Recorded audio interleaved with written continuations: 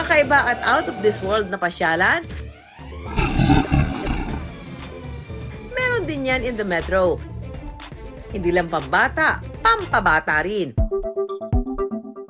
Ang pasyalang ito kasi nasa loob ng isang mall. Kaya kapag napagod mag-malling, mag-immersive art museum naman. Space and Time Cube is an immersive art museum with interactive games composed of 18 attractions inside. Uy!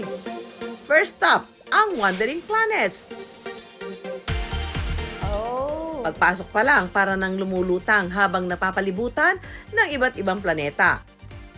Heb, mga ka-wonder! Ang tila unli planetang ito, produkto ng fully enclosed mirrors na nakapaligid. Ay, nakamaganda. Wala kayong pores dito. Mula outer space, underwater naman. Pero wait, kakaiba ito. Swimming pool pero hindi raw nakakabasa ang tubig.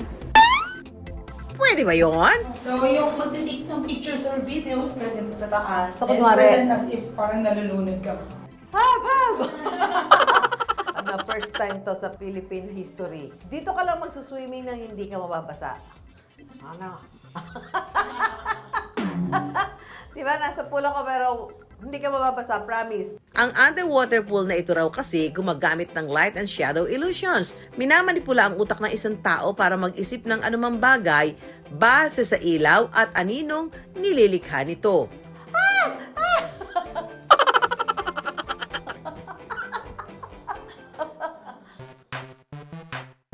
Konting challenge baka mo?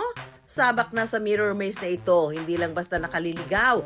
Ginagamitan kasi ng physical installations at lights for illusions. Kaya ang sumasabak dito, mahirapang matukoy kung alin ang totoong daan o mirror image lang. Baka mauntog tayo. Saan na? Si Ma'am din. Nalilito na rin ako. Nalilito din si Ma'am. Makakalabas na ba tayo dito?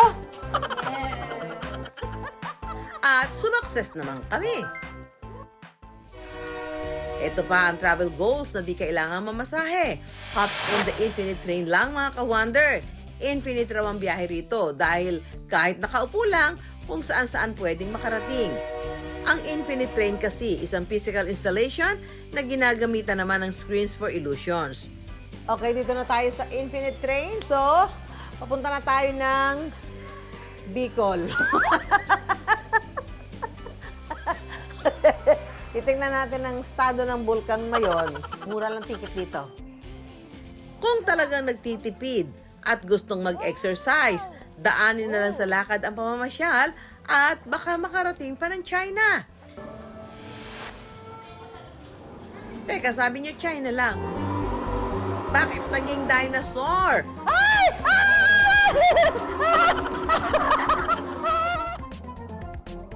Ang mga LED tunnel na ito gawa sa LED projections with 3D special effects na makikita mismo ng ating mata. Parang fairy. Alam mo, matutuwa kayo kasi ito may dinosaur. So, magpahabol sa dinosaur, ito na yon.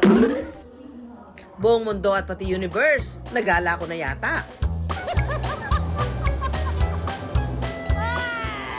At kung biyaheng out of this world, sumakay naman sa kanilang 9D roller coaster na kaya mag-teleport sa ibang mundo.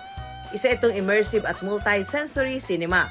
Ginagamitan ng 720 degrees cave technology at projection mapping na may mga paandar na special effect. May pahangin, wisik-wisik na tubig, pati fog. Diyos ko, alam mo, totoo, nakakatakot. Paggising nyo, nandiyan si San Pedro. Lahat ito pwede ma-enjoy for 780 pesos para sa adult, habang 580 pesos naman sa kids. Ako po si Jera Hadman po. Ito naman yung anak ko, isa siyang deaf, si Gia. Ito naman po ang father ko, si Richo.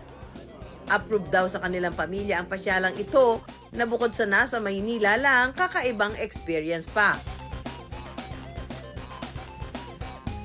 masayang masaya po. Marami kaming nakikita na bago sa paningin namin. Masayang masaya ang nararamdaman niya.